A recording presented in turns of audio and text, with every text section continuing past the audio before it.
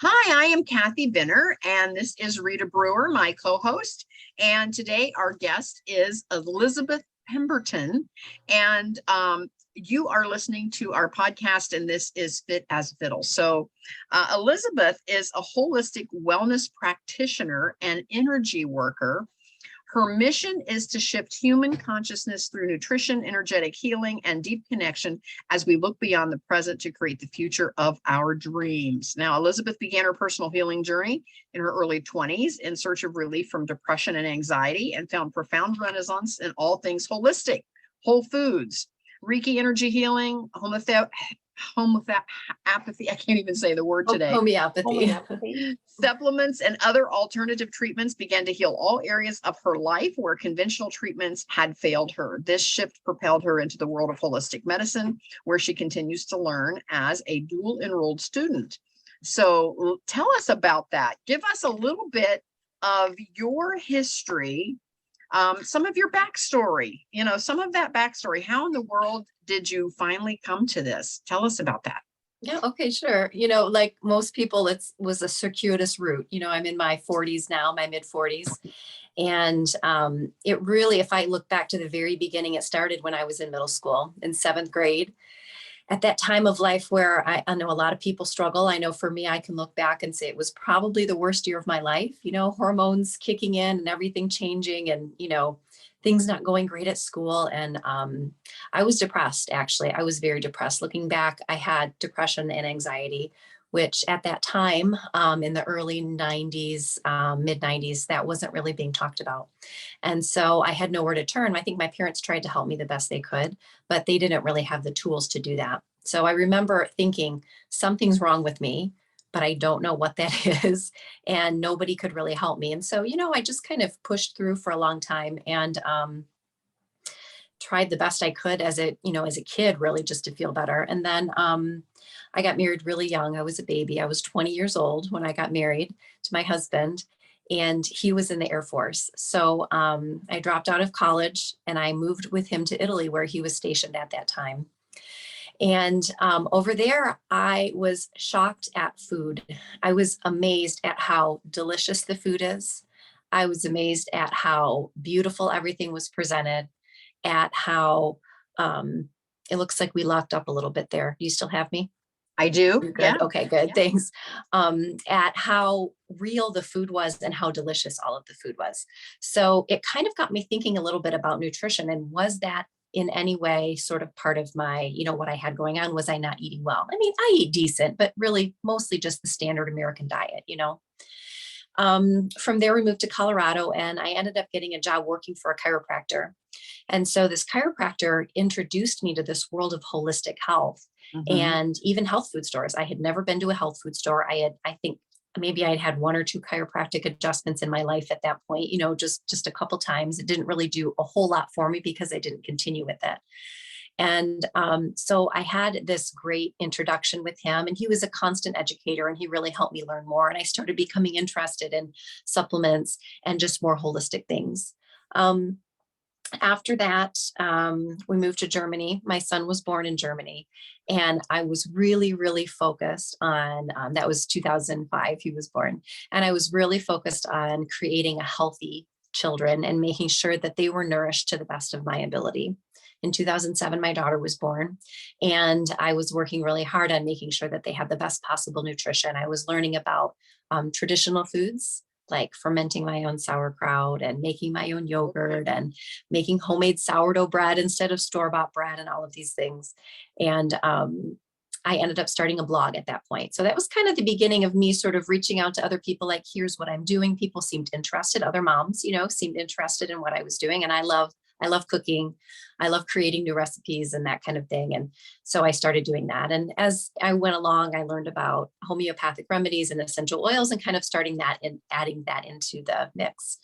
Along the way there, I ended up getting kind of sick myself. I was feeling really run down. I couldn't get better. I was touchy all the time, just kind of always on edge. It would take the littlest thing to send me down. A half a cup of coffee would make me feel jittery and wired. and I wasn't sleeping very well. And I ended up getting pneumonia 2 times within 2 years. And I mean, it knocked me down for probably 6 weeks. And I thought, like, something's going on here. I'm eating really good. I'm exercising. I'm doing all the things I'm supposed to be doing. I even had homeopathy and essential oils at this time, but it wasn't really helping me. So I ended up finding a holistic doctor, more of an integrative physician. And from him, I learned about adrenal fatigue.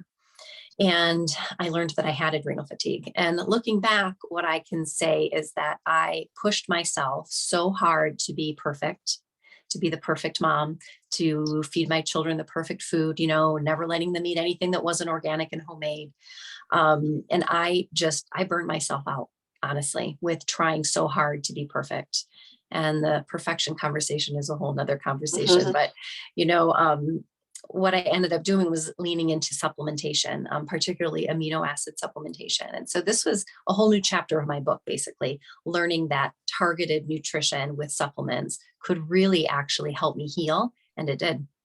Over the course of 6 months, through a few series of different supplement regimes, and changes to my diet, changes to my behavior, learning to let a few things go. And I really started to heal my body and start to feel kind of better than I had ever felt before. Um, let's see. After that, I started doing I got some nutrition certifications, and I started being a coach. Basically, I was coaching people through with nutrition, natural nutrition, a health coach, basically. And I had a few clients here and there. My children were still young, but I was enjoying, doing a little bit of work. And from there, it's just sort of shifted and changed throughout the years. Feeling like I needed more, like there's always more, right? You can always do better, and you can always heal more and release more. I was looking for kind of that extra layer that I hadn't reached yet. And I found that with energy work. I started receiving Reiki, and that catapulted me, beyond the physical level of healing, which I had done a lot with. I had done a lot of years of looking at my nutrition and my background and, fixing things that way. But the emotional and spiritual level, I had done a little bit, but not really enough to get me as far as I was looking. So it just catapulted me kind of into a whole different realm. And at some point I knew I had to share that with my clients as well. And so I became certified in Reiki, and kind of started getting into the more integrative wellness coaching instead of just the health coaching. From there, I started teaching classes locally here in health food stores and wellness centers, and just sort of building up my practice. And then in 2020, everything shut down, as you may have experienced. And Yes. all of my clients went away, all of them, even my online clients, even my prepaid clients, Oh did my. not want their prepaid online, Zoom sessions like this. And so I sat around for a little while, and I was like, okay, God, if I'm not supposed to be doing this, I guess I'm just going to let it go. Like, I guess, okay, I'll do something else. I'll figure it out. And I decided to go back to school at that point. So that's when I enrolled in my Naturopath and Herbal Master program, which I'm still working through right now. And later that year, through a series of really interesting synchronicities, I ended up opening my own wellness center right in my hometown. And it wasn't really even what I was looking for. I was looking to rent a room, kind of get back to seeing people one-on-one like I'm used to. And it was just one of those things that couldn't be denied. It was dropped right in my lap. It had to happen. And so I did it. I signed my lease December 7th, 2020, opening up right still. I mean, going pretty strong with the pandemic still at that point, and started seeing people in person for energy work, for wellness coaching, for life coaching. I started bringing in my own supplement lines that I wanted to carry. And now I offer PEMF therapy.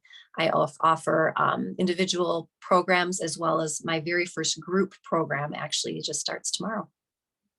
How exciting. Now tell us, where is your hometown? Where is it that you are located, Elizabeth? I'm in Grosse Ile, Michigan. So Okay. it's a little island, about 10,000 people in the Detroit River. So we're south of Detroit, not, kind of between Detroit and a little bit further north from Toledo, right in the mouth of Lake Erie. I can see Canada. I can take a 10-minute walk from my house and look across the river and see Canada. So it's known as the safest community in Michigan. It's a beautiful place to live. It's a beautiful place to raise a family. And I get to enjoy a 7-minute commute from my home to my office. I love that. I love that.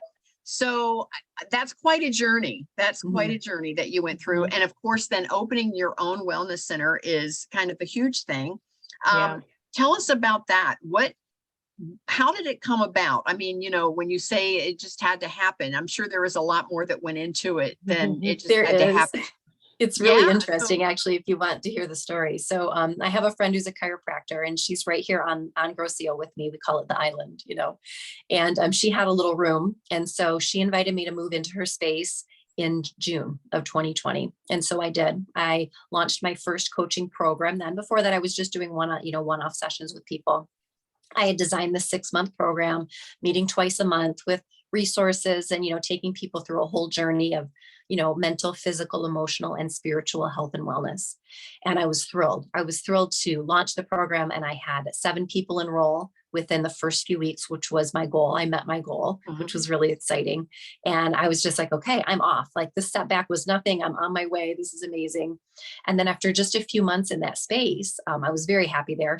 We were happy together. Everything was going well. She started to grow. Her chiropractic business started to grow exponentially, and she needed the space. And I know it broke her heart to tell me, and it broke my heart too when she told me, but she had to have me leave after I had only been there for a few months. And it's hard to overstate the devastation that I felt at that moment. Actually, I felt like things are just getting going again for me. I had Mhm. this new program, in my hometown. And before that, I had not worked in my hometown, nearby communities, but it was, a 15 to 30-minute commute, maybe 45-minute commute instead of my little 7 minutes, which I Mhm. really, really appreciated that.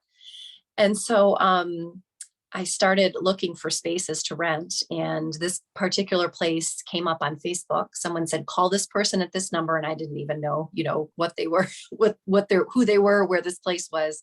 I called this person, I got the address, and I went to look at it. And when I pulled up, I realized it was the same place where, when I had been looking at other properties to rent, which didn't work out for me, they were too small or something. My friend and I had actually come up to this building, looked in the window, and said, that would be really cool in there. Like, wouldn't that be great? It's got this garage door, south facing. So there's all of this light coming in. And one of the things I had said is, I need a bright space. I have friends that work in similar fields, and they have this tiny little back corner office with no windows. And I can't do that. I have to have sunlight coming in. And especially in Michigan, we don't get a lot of it as Mhm. much as other places. So a south facing exposure is really important. So when I realized this was the place I had looked at and said, that would be perfect, I went and looked at it, and it was perfect. And they told me the rent. And I said, I talked to my husband, and, I talked to my mentor, and I said, I just don't think I can. Like, it's quadruple what I've ever paid before. It's signing this lease. This is a big step. I was working Mhm. probably I was probably working 10 to 20 hours a week at that point, complete, total with everything. And I was doing school. I was going pretty much full time to school. And I had mentioned that to my mentor. He's like, let me look at those pictures. And he looked at the pictures, he's scrolling through, and he said, and that's what they're charging you? That's all? And I said, yeah. And he said, you have to take it. And he just was so just matter of fact about it. He said, I'm paying triple that here in this space. And I wanted to say, yeah, but you have all of these clients, these Mhm. patients, like, you're seeing, I don't know, hundreds of people a week. He's a chiropractor, so he's moving through. He's got multiple office staff. He has a business partner. He has all of this stuff going on. I'm like, I'm just me. I'm just me working 10 to 20 hours a week. I've got probably 8 or 10 clients right now at this point. Like, I'm not big deal. This is really small. And basically, I went and talked to my husband about it after that. And he said, you're right. You probably should do this. He's like, that is a beautiful space. He went and looked at it with me. They actually lowered the rent when I asked. I wasn't really sure about the cost of it. They lowered the rent by a little bit. And then it was like a no brainer. I had to do it. I had to sign that lease. So I did. And, I really never looked back. I've just been growing steadily since then. A lot, mostly word of mouth. I am on Mhm. social media. I think that's how you found me. So I do Facebook, I do Instagram. I have a few YouTube videos out there, classes that I've taught and things like that. But mainly it's, when you're just small town, working mostly one-on-one with people, it's really word of mouth that helps you grow. And that's basically how I'm kind of still continuing to grow. I've got really exciting things still happening even right now. Well, growing organically is always a great idea because when your tribe finds you, they become definitely a fan. And when it's organic, they become a raving fan because, your tribe will find you once you just put yourself out there. And Mhm. so I am so excited for you that you found that space and that you are actually growing organically and it's turning into even more than you had ever hoped for. So when you think about your industry at large, across the country, what is it that kind of makes you mad about your industry? Oh, that's a good question. Honestly, I don't really focus on what makes me mad too much. I try not to go there. As I mentioned, my history in, having this history of depression and anxiety, I notice for me, energy spirals. So when I do focus on those things that make me angry or frustrated, um, I tend to not feel good. And then I tend to maybe not feel good for a really long time. So if I had to choose something, probably it's dishonest people, people Mm. that are tricking people into whether it's even buying a supplement. There's so much marketing out there. There's not a lot of regulation in the industry. And that's something that does frustrate me. But Mhm. again, I really don't spend a lot of time focusing on that. My focus is always what can I do? What can I do here in my community and with my small, online following? What can I do to educate people? What can I do to kind of bring the light essentially to Mhm. my field? Well, and it might be kind of along the same vein as to what aggravates you about your industry, but what breaks your heart about your industry as well? Is there something out there that you see that just kind of breaks your heart in general that you would like to remedy? Kind of the same thing. I would say dishonesty with people, but also in the energy worker field, because what I do kind of, spans a few different sort of typical categories in my industry. So from the energy field, I do see a lot of people taking advantage of people in that and not necessarily holding people in the highest light and love, which to me, that's the very important thing. But I do also understand that we all have our own things to heal. We all have our own demons. And I just always hope and pray that people can find people that are honest, people with integrity, people that aren't judgmental, and people that can welcome them and accept them as they are, because that's not always the case. Such a cool story, Elizabeth. I Thank wanted you. to know who are your ideal clients? Like, who's that perfect person that you want to work with? Like, what issues might they have, and things that you feel like this? Yeah, this is my jam. Like, this is what I'm good at. So Mhm. who would that person be? Generally, for me, it is women in their 40s and 50s and 60s, often empty nesters. I tend to attract a lot of empty nesters, women who have been focusing on their children, their families for 15, 20, maybe even 25 or 30 years in some cases, and they have forgotten themselves. They've forgotten to take care of themselves, whether it's through nutrition, whether it's through meditation or practicing their spirituality or whatever that might be. And I have a really good, my program is really all about bringing balance into the four pillars of our lives, which is mental, emotional, physical, and spiritual. And so what I find, especially for women of that particular age, they're often sort of at loose ends. Like, here I've been, living this way and doing things this way for other people so long. And I actually think there's a lot of power in this age. I think there's a lot of power and really amazing energy that women start to come into in this age. And our culture doesn't necessarily support that. In fact, I would say our culture sort of tends to vilify that and demean it in many ways. And so I often see women who feel like they don't even know what their power is. They don't even know how to begin to access their power or their gifts.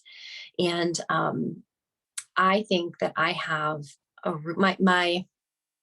my ability, or something that I feel is very important, is to be able to hold people in a higher light and in a higher state of being than they can currently feel themselves at.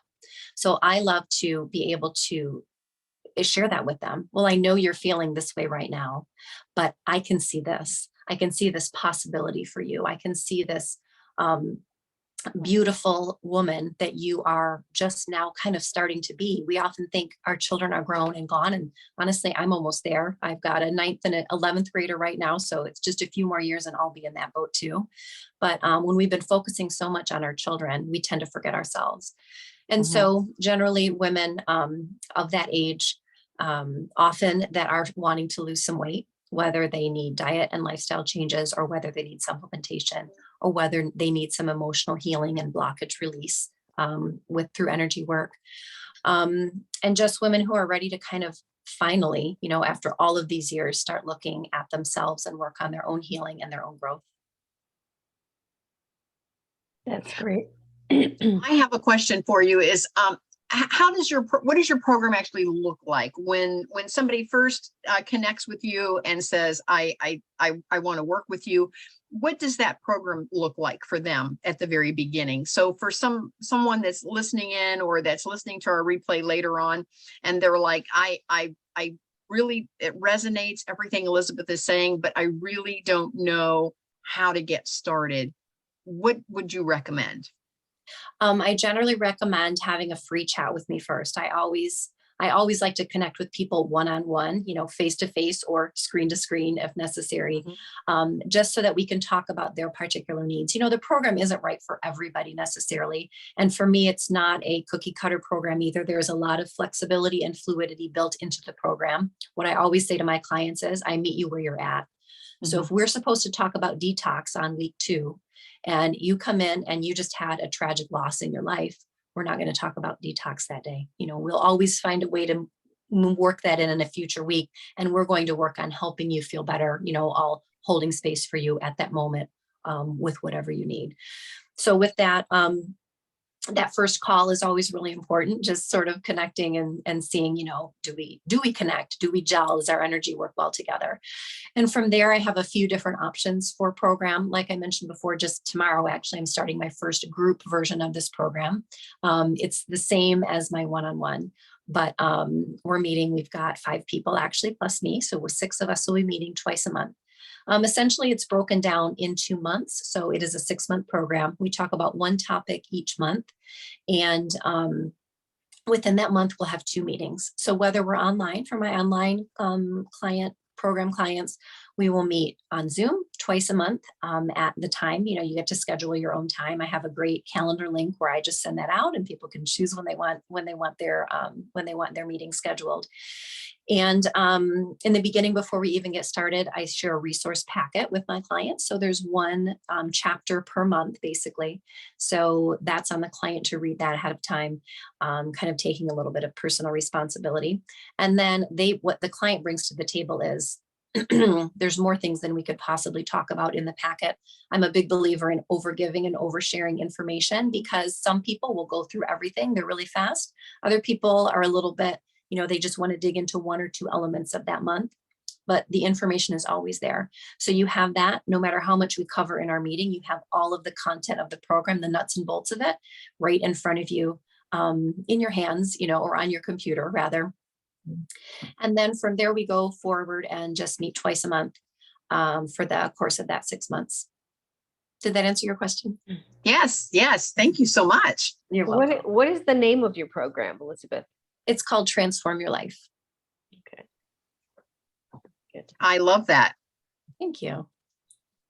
Now, when you go through those steps, it's a 6-month program. Wonder if somebody wants to work even more in depth with you after they do the 6 months, or after they do the group program. Do you tailor make programs for some of your clients specifically for their issues? And a double-edged question then is, how do you weave in all 4 pillars? Well, I don't tailor make programs for clients, but what I will do is work with them individually with, say, a package or a group of sessions. I'm actually in the development of my next program. So that's going to be another follow-on 6-month program for my graduates of Transform Your Life. It's in the works, probably will be launched sometime next year, where we dig a little bit deeper into issues. These are for the people that have already done quite a bit of work on themselves, and they're ready to go even deeper into that. So that's on the horizon. But as far as individual issues with people, I do have some people who aren't in the program, and they just want, okay, I don't want to learn about nutrition. I've got that covered. And I don't want to learn about detox because I've already done that. So I want to talk about these other things here. And so some people will say, I just want 6 sessions and I want to talk about this, and this.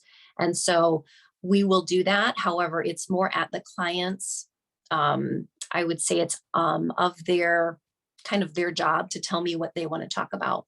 And so it's a little more client driven, where the program is sort of me saying, okay, here are the things that I know work and that work for me and have worked for many, many other people that have been through the program. These are ways for you to balance out these areas of your life. But people who are a little more independent or don't want to talk about all those things, they can come to me and say, yeah, I want to talk about these other things. Can you do that? And if it's something that I have education in and I have an experience in, then we do that. So it's a little more client driven when we do one-on-one sessions that are not based in the program. Tell us why you think your message is so important for today, especially for today's times. I think it kind of goes back to some of the things I said before about women and our culture. I think that women are often forgotten, especially women of a certain age. I know we're told you need to look a certain way, you need to act a certain way, you need to dress a certain way. And once you're past a certain age, you don't matter anymore. And I know that that's not true. I know that we do matter, maybe even more than ever, because what we have, the energy that we have as women who are not currently in the, rigmarole of raising children and running to soccer practice and picking up this and doing all of the other things and all of the committees and things, we have energy of a different type and of a different way to give. So I believe it's really important for us to, as women, not only come together, but learn how we can grow and expand our gifts and our offerings, not just to our families anymore, but to a larger audience, to our communities, and then even to the world.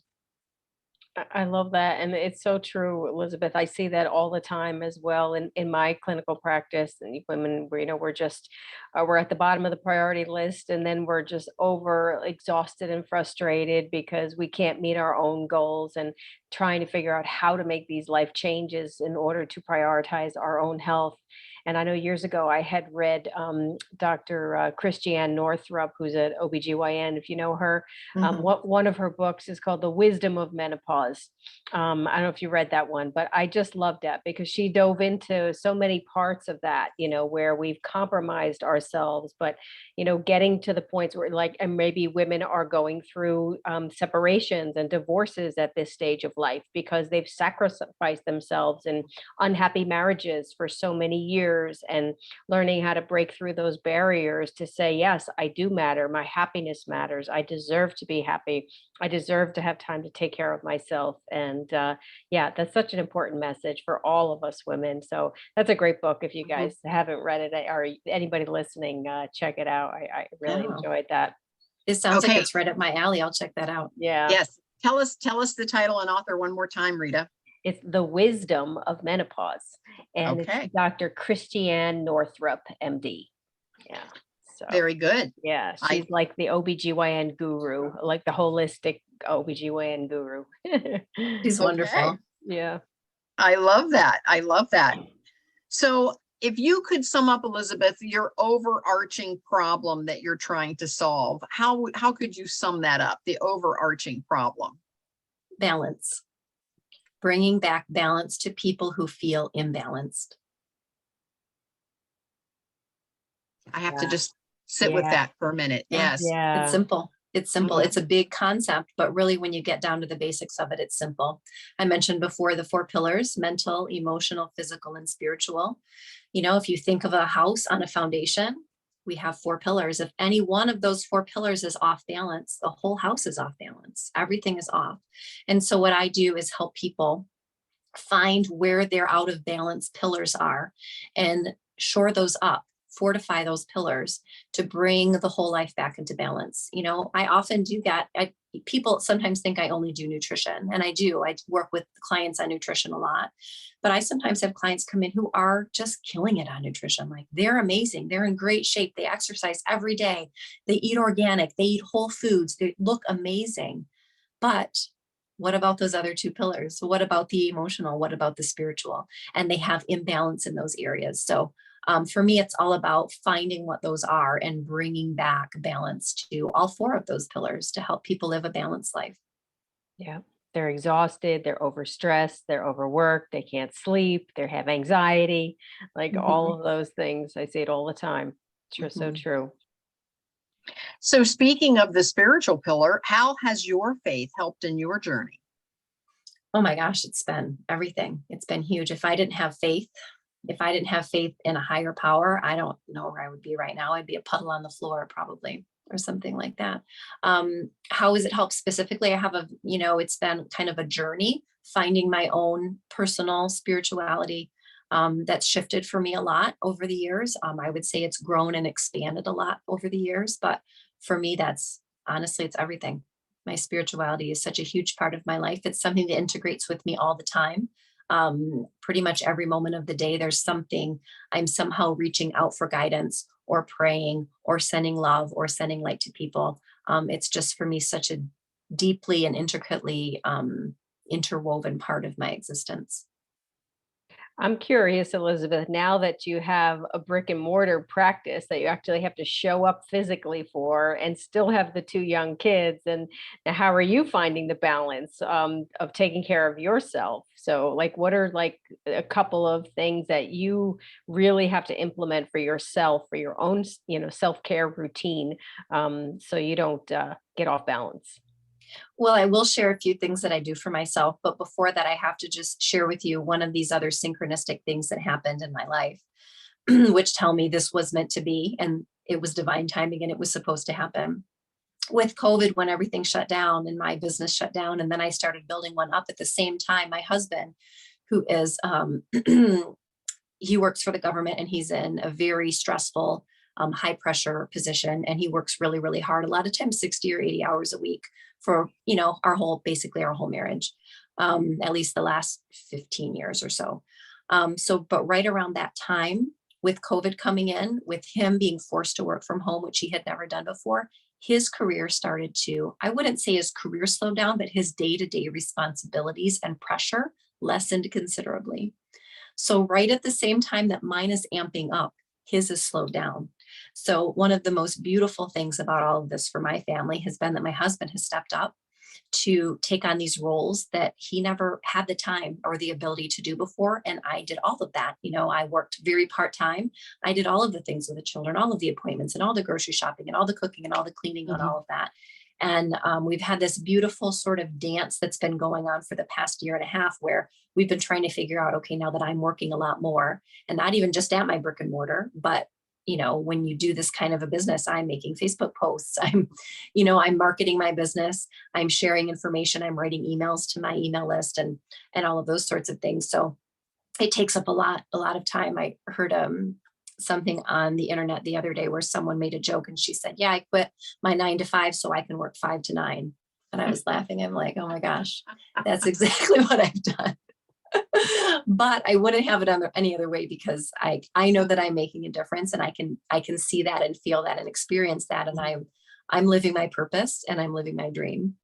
So some of the ways that I accomplish that for myself is, for me, it's meditation is an absolute must every single day. I take time out of my day. I don't care how busy I am. And I sit or I lie down and I connect and I sit and I listen. For me, prayer is more about asking. And meditation is more about receiving, listening for that answer. And so that's an integral part of my spirituality and my balance. When I don't do that, if it's a really busy week or something's going on. I just traveled to Florida last weekend. And so I was sort of off my schedule. I was in a conference and visiting a friend and doing a whole bunch of other things. And so I wasn't doing my meditation because there was no time. And when I got back home, I felt it. I really felt the imbalance that came with me not taking that time to connect. I maybe would have taken a nap because I was so exhausted from everything that was going on, but I didn't take that time to meditate just for a few days. And I can really see that. So for me, meditation, nutrition is key. I have to fuel my body if I'm going and going and going. I don't drink a lot of caffeine, if any.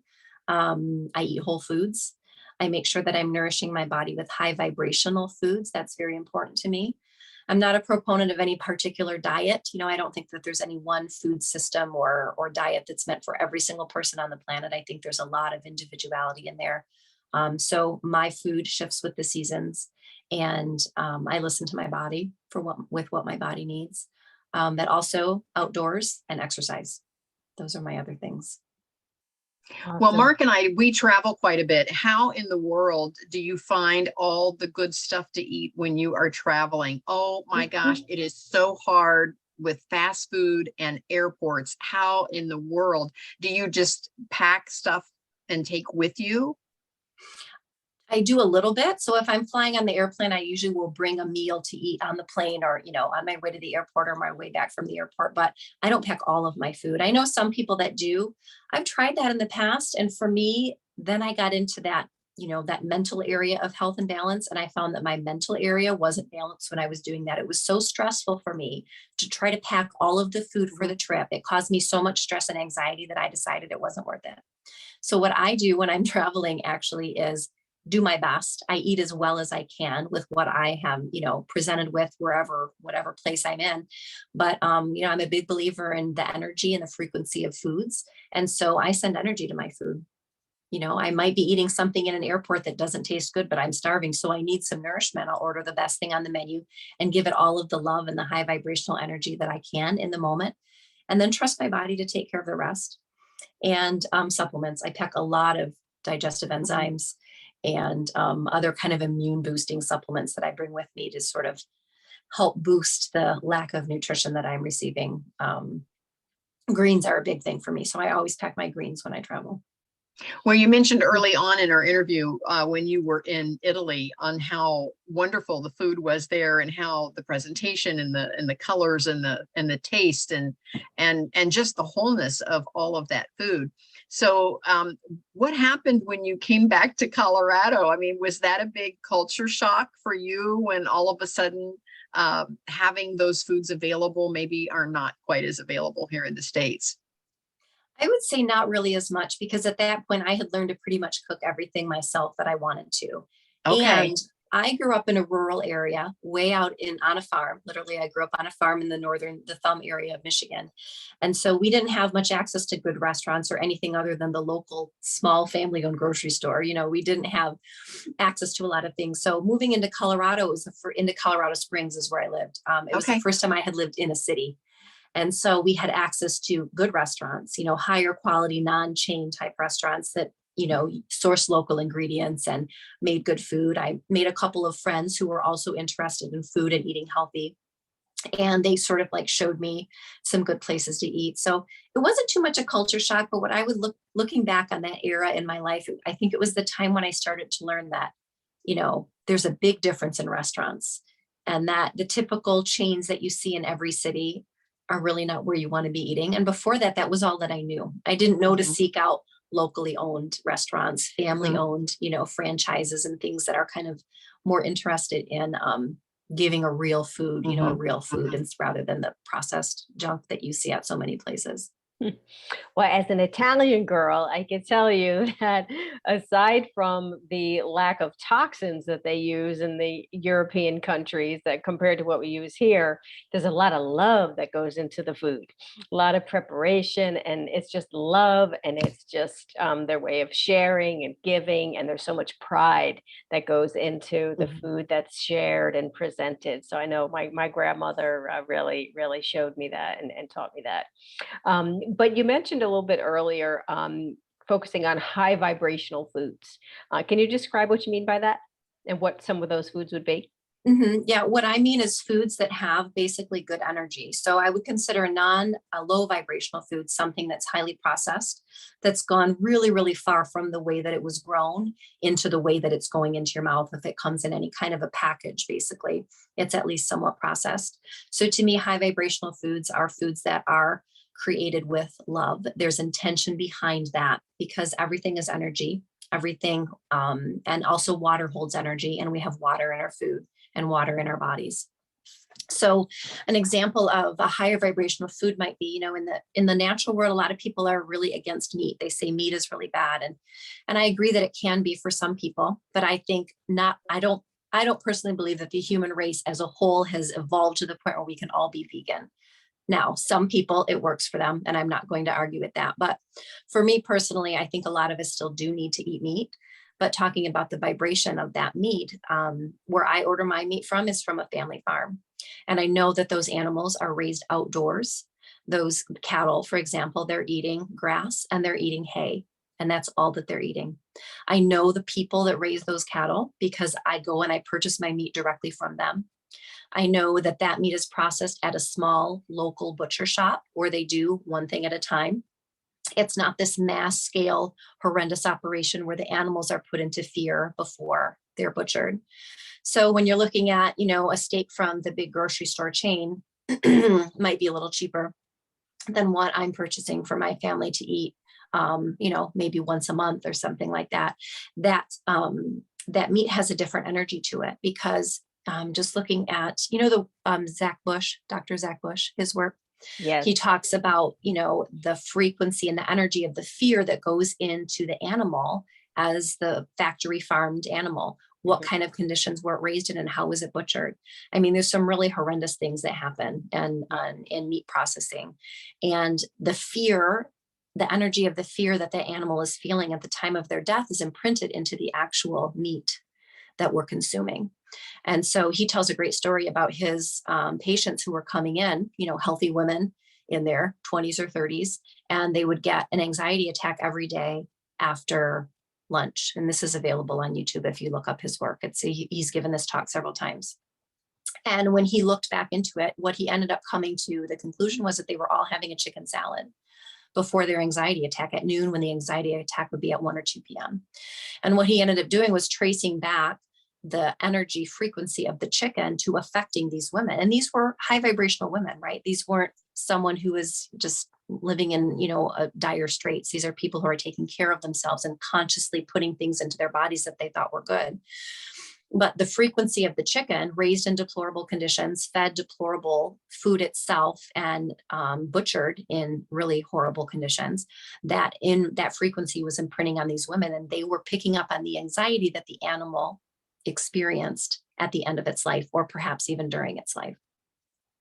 And so I knew this already, but this is just a great story to illustrate when they changed the meat that they were eating, when they changed the chicken that they were eating to something that was raised with love and raised humanely. So when the energy imprint that they were receiving from that meat or that chicken shifted, then their anxiety went away.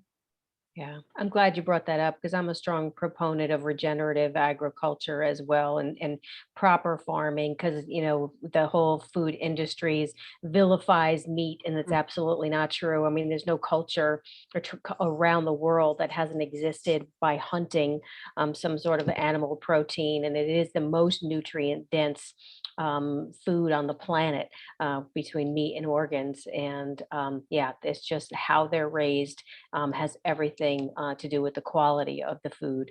So that's an important point. Thank you for bringing that up. Yeah, you're welcome. And as a farm girl, we didn't raise livestock. We were a cash crop farm, mostly corn, wheat, soybeans, on that sort of thing.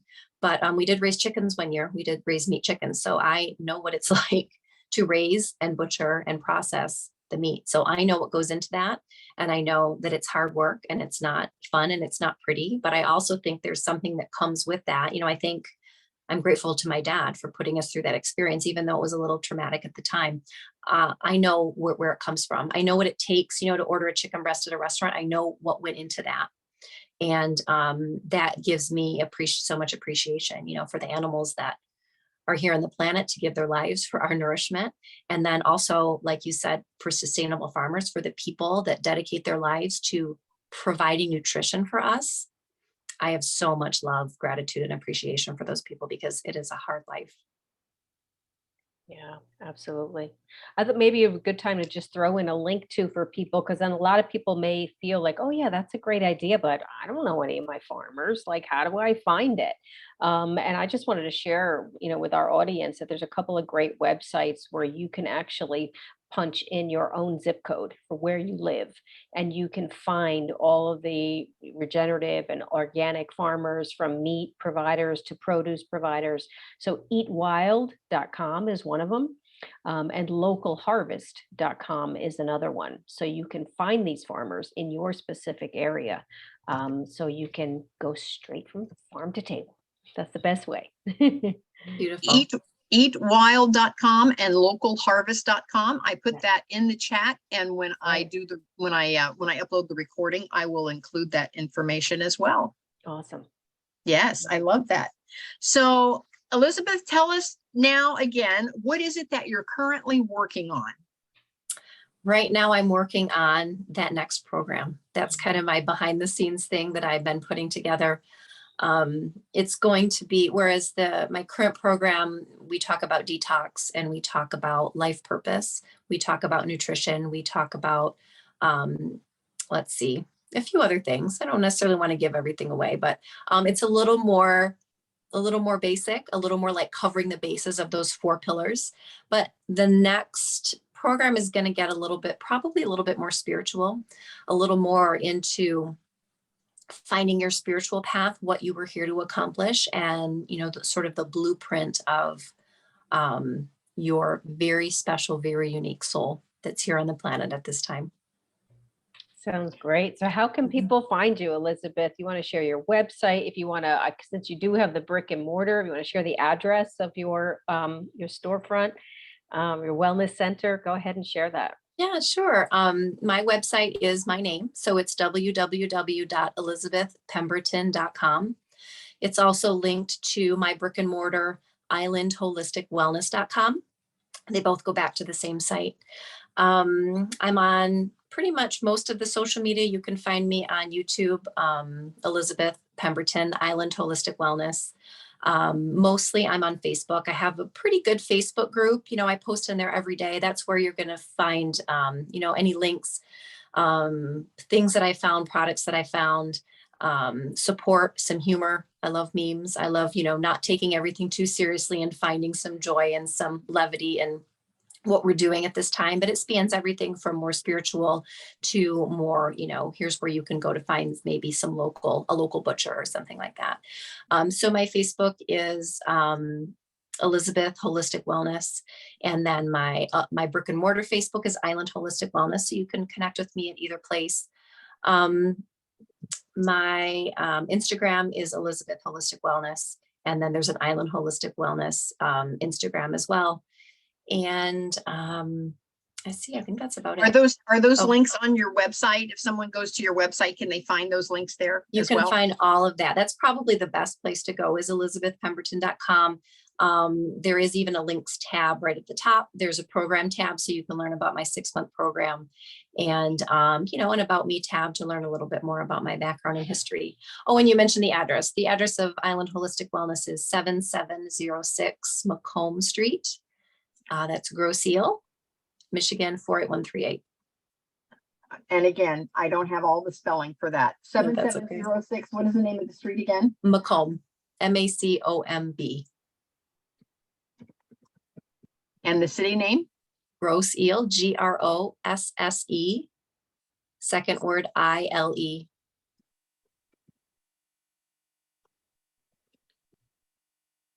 And that is Michigan. That's Michigan. Okay, perfect. I love it. Now I'm so excited. I can't wait to look you up on a map and see exactly where you are. Because it's a cool little place. Yeah, I'm in Central Ohio, so I'm just right outside of Columbus. So I'm just not that far from Detroit. Okay, awesome. That's great. I went to a concert in Columbus a few years ago. Yeah, I'm just not that far away from you. So that's interesting. I love that. Elizabeth, thank you so much. This has been so fun. We've gotten to know so much about you, and gosh, I love everything that you're doing. And yeah, I'm definitely going to jump on your website and check everything out. And I'm going to put all of that in the details when I upload the recordings so that our listeners can find you even easier. Okay. And try to give you a little bit of kudos there as we advertise for you a little bit.